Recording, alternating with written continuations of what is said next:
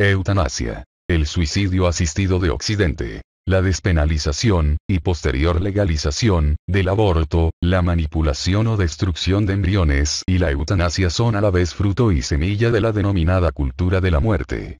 Cultura que se ha apoderado de Occidente y que, a modo de fatal enfermedad, mutila la sociedad, acorta su esperanza de vida, compromete su fertilidad y, en último término, amenaza su misma pervivencia.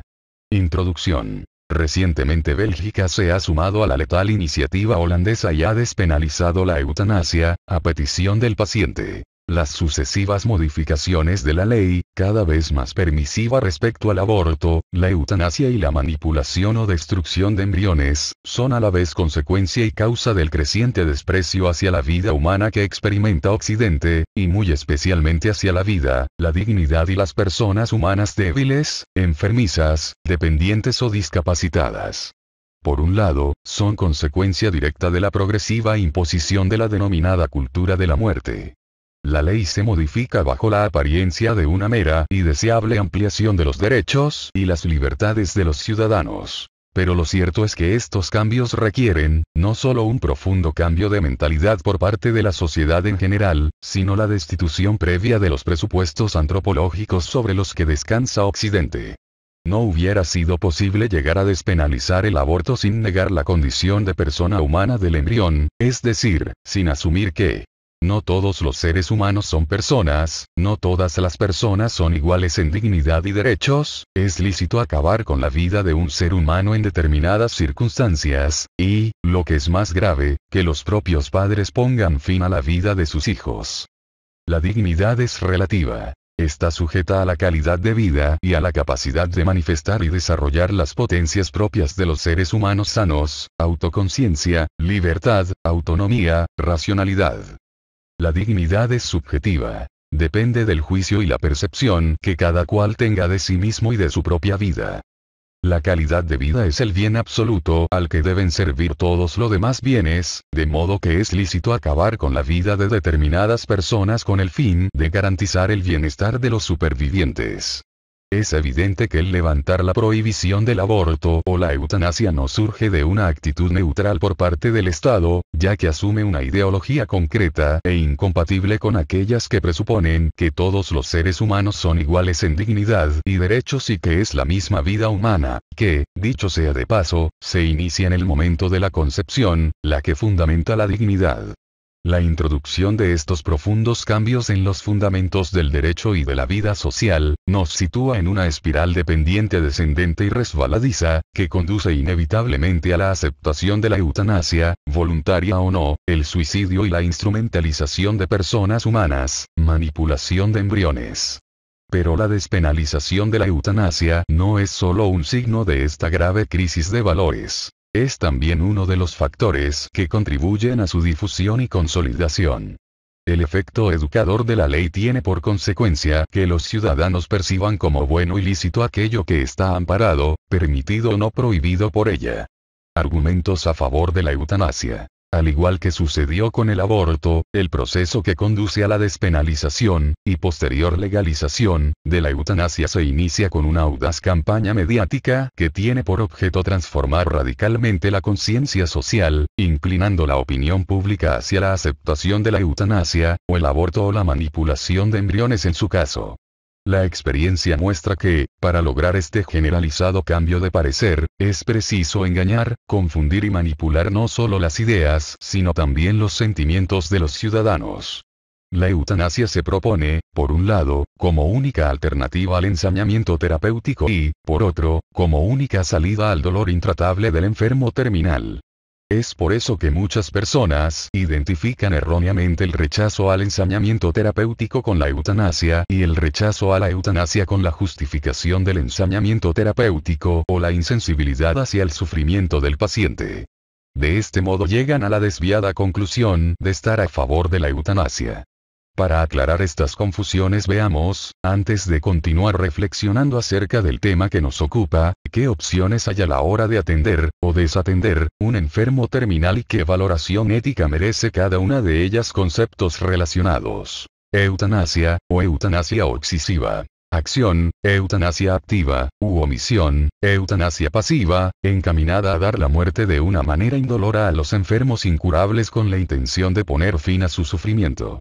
La eutanasia es inaceptable desde todos los puntos de vista, ya que vulnera el imperativo universal de no matar, pero es especialmente perverso que se pretenda encargar su práctica a los médicos, ya que el principio fundamental de su código deontológico es no dañar, y, por supuesto, no matar, a los pacientes. Distanasia, ensañamiento terapéutico u obstinación terapéutica. Adopción de medidas desproporcionadas para mantener las funciones vitales de un paciente moribundo. Esta actitud terca y visceral es rechazada por el sentido común y también por el código deontológico médico. Se considera una mala praxis, ya que alarga la agonía del paciente, pero no permite ni salvarle la vida ni mitigar su sufrimiento. La alternativa a la distanasia no es la eutanasia sino, sencillamente, la no adopción de estas medidas extraordinarias y fútiles. Adistanasia. Omisión o retirada de medios extraordinarios o desproporcionados para prolongar artificialmente la vida a un enfermo terminal. Consiste en dejar morir en paz, y como consecuencia de su enfermedad, al paciente que no tiene esperanzas de sobrevivir de un modo natural. Se contrapone a la distanasia, es decir, es el no tomar esas medidas desproporcionadas que alargan sin sentido la vida del moribundo. Eutanasia lenitiva. Es la situación en que la muerte del paciente sobreviene o se adelanta como consecuencia de las medidas adoptadas para mitigar sus sufrimientos y dolores. Ortotanasia. Es la muerte a su tiempo, sin acortar la vida ni alargarla artificialmente mediante medios extraordinarios o desproporcionados. De estas 5 opciones, las 2 primeras resultan inaceptables. La actitud médica debe tender a la ortotanasia y proporcionar en todo momento los cuidados paliativos pertinentes, muy especialmente el tratamiento del dolor, aunque estos últimos puedan comprometer razonablemente la vida y la conciencia del enfermo terminal. Eutanasia lenitiva. Hoy por hoy, es posible, y obligado, tratar el dolor y evitar el ensañamiento terapéutico sin recurrir a la eutanasia, de modo que me atrevo a tildar de malintencionadamente engañosos los argumentos que se utilizan para volver la opinión pública favorable a la eutanasia. La alternativa a la distanasia es la adistancia, pero no la eutanasia. Y la alternativa a no tratar adecuadamente el sufrimiento del enfermo terminal, son los cuidados paliativos, pero no la eutanasia. En general, la cultura de la muerte impone sus mandatos de un modo especialmente perverso. No es que logre que el aborto o la eutanasia sean males tolerados que aceptamos con resignación. Es que consigue que sean vistos como un bien. Más aún, como una exigencia moral. Por compasión hacia el que está pasando un mal momento, cualquier medio es válido con tal de aliviar su sufrimiento, no importa que el precio sea una vida humana. Intentos de fundamentar la legitimidad de la eutanasia al supuesto derecho a una vida digna y los intentos de garantizarla a menudo se defiende la eutanasia como sinónimo de muerte digna y se plantea esta última como un derecho que el Estado debe garantizar. Este supuesto derecho a una muerte digna arranca del también supuesto derecho a una vida digna. Y digo supuestos derechos de un modo insistente porque no es riguroso afirmar que la vida digna, la salud o la muerte digna sean derechos. Cuando hablamos del derecho a la vida, en realidad, deberíamos decir derecho a que nadie atente contra nuestra vida o nos la arrebate. En el caso del derecho a una vida digna deberíamos hablar del derecho a que nadie atente contra nuestra integridad física, psicológica y moral o nos someta a unas condiciones de vida indignas. En el caso del derecho a una muerte digna, deberíamos hablar más bien del derecho a ser atendidos y cuidados como personas humanas en el momento de la última agonía. Estas matizaciones pueden parecer impertinentes e innecesarias ya que, por un lado, resulta ofensivo dudar de que la gente pueda tener dificultades para entender lo que realmente se quiere decir con este modo de hablar. Es evidente que con la expresión derecho a la salud se hace referencia al derecho a ser convenientemente atendidos en caso de enfermedad ya que la salud no puede plantearse como un derecho por razones obvias. Por otro lado, parece que la rigurosidad en el lenguaje no es algo tan trascendente como para insistir en ello de un modo tan obsesivo. Pero lo cierto es que mucha gente no percibe la imposibilidad de adjudicar a la vida, o a la vida digna, el estatuto de derecho y que cuanto más sutiles son los errores de partida, más graves son las consecuencias que de ellos se pueden derivar. La dignidad ontológica de las personas humanas se desprende del mero hecho de ser lo que somos, seres humanos. Esta dignidad es la misma para todos, en todos los momentos y circunstancias de nuestra vida, no podemos ni perderla ni ganarla, incrementarla o disminuirla y, por supuesto, no está sujeta a las condiciones o la calidad de vida. Entonces, ¿qué se entiende por vida digna? Si partimos de la base de que todas las personas son iguales en dignidad con independencia de todas las variables intraindividuales, no tiene sentido el hablar de vida digna sin más, puesto que la persona no puede perder o renunciar a su dignidad. Todas las vidas humanas son igualmente dignas. De lo que sí podríamos hablar es de las condiciones de vida, que pueden ser más o menos acordes y respetuosas con la dignidad y los derechos de la persona. Pero la mentalidad pro-eutanasia, o, en términos más generales, la cultura de la muerte, niega que la dignidad de la persona humana resida en el mero de hecho de ser. Al contrario, equipara la dignidad de la persona humana a la calidad de vida, al bienestar, es decir, a la dignidad de sus condiciones de vida, de modo que no todas las personas serían igualmente dignas, ni la dignidad de una misma persona sería constante a lo largo de su vida. Una persona sería tanto más digna cuanto mayor fuera su calidad de vida. Bajo este prisma, el hablar de vida digna tiene un significado muy distinto al que esgrimíamos antes. Ciertamente, habría vidas más dignas que otras. Simultáneamente, establecen un nivel crítico de calidad de vida que permitiría distinguir entre las vidas satisfactoriamente dignas, seres humanos con dignidad o, lo que es lo mismo, personas dignas, y las insuficientemente dignas, o vidas indignas, sin valor, seres humanos sin dignidad. El error de fondo de este planteamiento es identificar la dignidad de las condiciones de vida con la dignidad de la persona humana. Una vez más, se trata de un sutil matiz. Para no escandalizar ni asustar a la opinión pública, continúan afirmando que todas las personas humanas tienen dignidad. Pero para llegar a esta conclusión, partiendo de la distinción entre vidas dignas y vidas indignas, deben hacer la siguiente afirmación. Solo son personas aquellos seres humanos cuya vida supera un mínimo de calidad, es decir, cuya vida es digna. El resto, son seres humanos pero no personas. En este caso, es la dignidad, es decir, la calidad de vida, lo que fundamentaría la vida propiamente humana, el ser persona, y no la vida humana, es decir, el ser persona, el fundamento de la dignidad. Pero el planteamiento proeutanásico va mucho más allá. Establece que el derecho a una vida digna es literal. Todo el mundo debe poder exigir una existencia digna, es decir, en condiciones dignas. Pero plantean este derecho al revés, como el negativo de una fotografía, y afirman que todos tenemos derecho a no vivir una vida indigna, que no es exactamente lo mismo que afirmar que todos tenemos derecho a vivir una vida digna. La diferencia estriba en que, en este último caso, si realmente la vida digna es un derecho, es responsabilidad de todos el lograr que las personas cuya vida se encuentra por debajo del nivel crítico de calidad, superen ese límite establecido. Pero si lo que hay que garantizar es el derecho a no vivir en unas condiciones de vida indignas, entonces resulta muy eficaz el poner fin a las vidas consideradas indignas. En este contexto, la muerte digna sería aquella muerte sin dolor que pone fin a una vida indigna, y que permite hacer valer el derecho de vivir solo en condiciones dignas. Además, este último acto eutanásico no sería considerado una vulneración del derecho fundamental a la vida, puesto que, al tratarse de seres humanos sin dignidad, no se trata de personas humanas y, por tanto, no serían sujeto de derechos que fuera preciso respetar. En este punto, el planteamiento proeutanásico entra en contradicción, porque si realmente no se vulnera el derecho a la vida, debido a que el ser humano candidato a la eutanasia no es persona y, por tanto, carece de derechos, no tendría sentido el plantear la eutanasia como un derecho.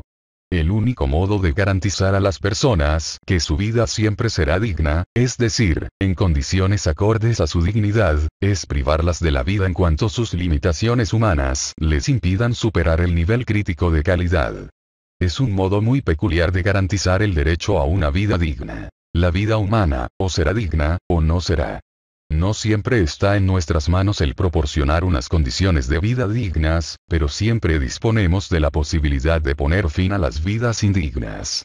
Consecuencias de la despenalización o la legalización de la eutanasia. Como ya he dicho al empezar, la despenalización de la eutanasia no es solo el fruto de la imposición de la cultura de la muerte, sino que es también semilla de grandes males. Por un lado, es indiscutible que adoptar la eutanasia, y el aborto, como una opción médica legítima para acabar con determinadas enfermedades o con el sufrimiento que éstas generan, frena la investigación y el avance de la medicina. Lo que impulsa la investigación y el desarrollo de nuevas terapias son las enfermedades y los síntomas que todavía no sabemos curar o paliar satisfactoriamente. Si optamos por eliminar tranquilamente a los enfermos que nuestra ignorancia no nos permite curar, ¿para qué intentar buscar medios que nos ofrezcan alternativas a lo que consideramos una opción lícita y de eficacia insuperable?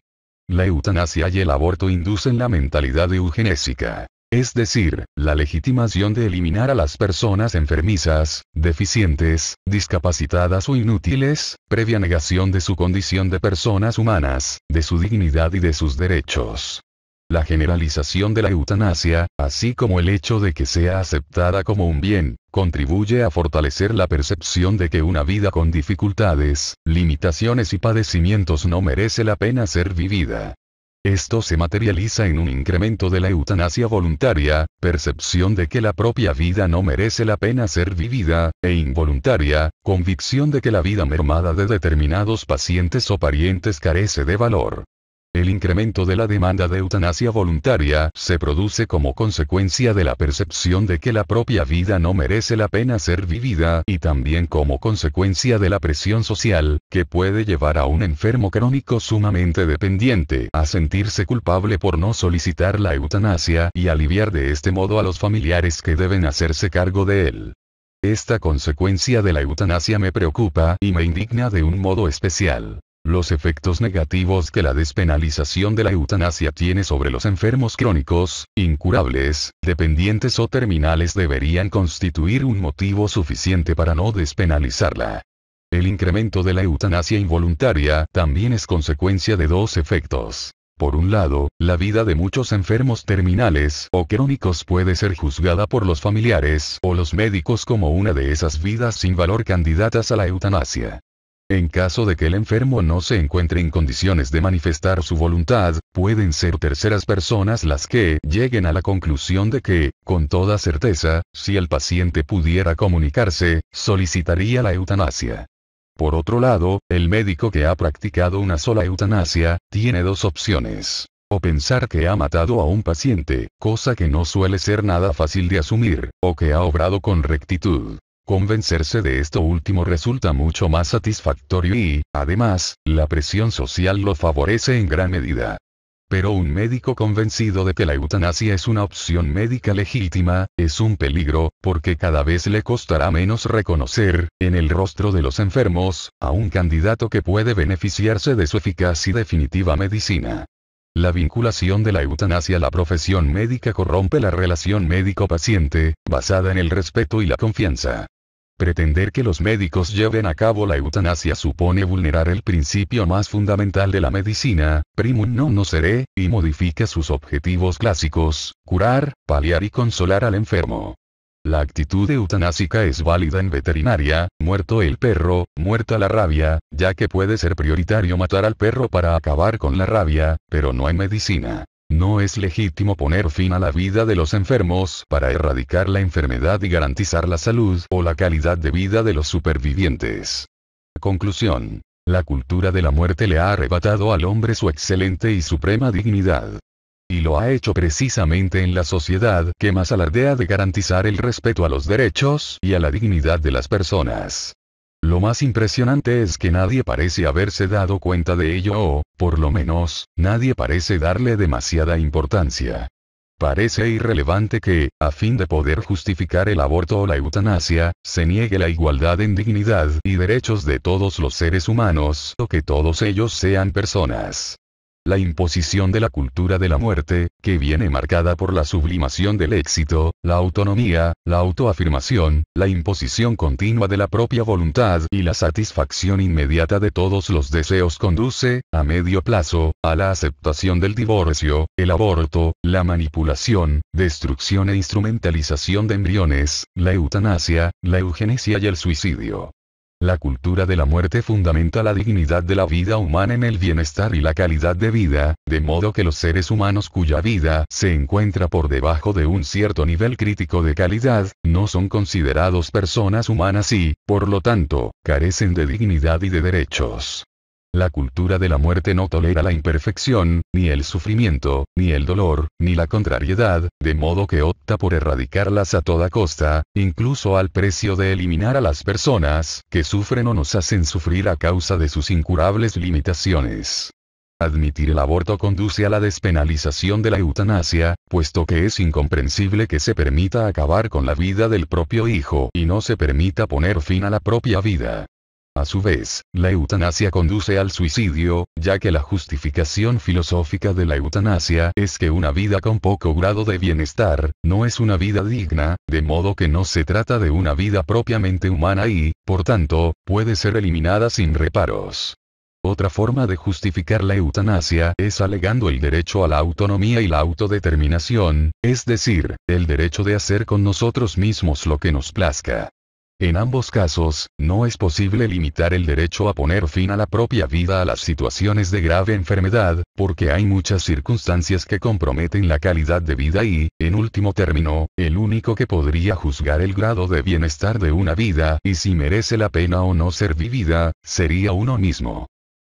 El aborto termina con la vida incipiente. La eutanasia acaba con los mayores de la sociedad y con las personas más débiles y dependientes. La fecundación in vitro y la eugenesia seleccionan a los sanos y eliminan los defectuosos, y el suicidio permite poner fin a la propia vida a los que constatan su imperfección o se sienten fracasados. ¿Quién sobrevivirá a la letal peste que difunde a sus anchas por Occidente?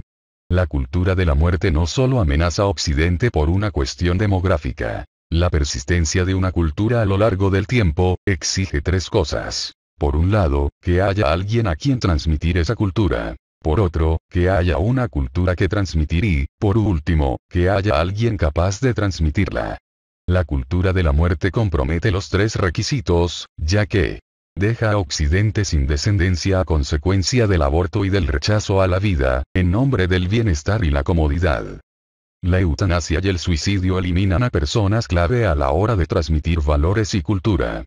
Los valores implícitos en la aceptación del aborto, la eutanasia y demás, son antagónicos e incompatibles con los principios sobre los que la cultura occidental ha descansado y fructificado, básicamente, con la atribución de una elevadísima dignidad a la persona humana y con el presupuesto de que todas las personas son iguales en dignidad y derechos por el mero hecho de ser seres humanos. Estoy convencida de que la cultura de la muerte causará estragos en Occidente, de hecho, ya los está causando, aunque los verdugos y sus víctimas son muy silenciosos y los estremecedores crímenes pasan desapercibidos. Pero también estoy convencida de que la cultura de la muerte acabará por autodestruirse. Es más, no creo que le dé tiempo a tanto, porque la cultura de la vida surge con fuerza allí donde la vida misma está más amenazada, mientras que la cultura de la muerte surge allí donde hay bienestar y calma. Después de muchos años de tranquilidad y aparente seguridad, en las que nos hemos ido olvidando de la necesidad de velar sin descanso por las vidas humanas, la vida vuelve a estar gravemente amenazada en Occidente y, aunque la amenaza es un mal, sobre todo cuando se lleva a cabo, permite recobrar la conciencia del valor de aquello que puede llegar a perderse. Además, a medida que la sociedad se va percatando de la gravedad de la situación, surgen instituciones, movimientos, personas y grupos de trabajo dedicados con esmero a trabajar por la defensa de la vida y la dignidad de la persona humana. Realmente hay mucho que hacer tanto en el campo de la medicina y la investigación como en el de la asistencia social, la ayuda a las familias, la difusión de información y la educación, entre otros muchos. La seria amenaza que supone la cultura de la muerte para el conjunto de la sociedad debe preocuparnos, pero no desesperarnos, puesto que, así como la cultura de la vida puede persistir eternamente, la cultura de la muerte acaba por destruirse a sí misma.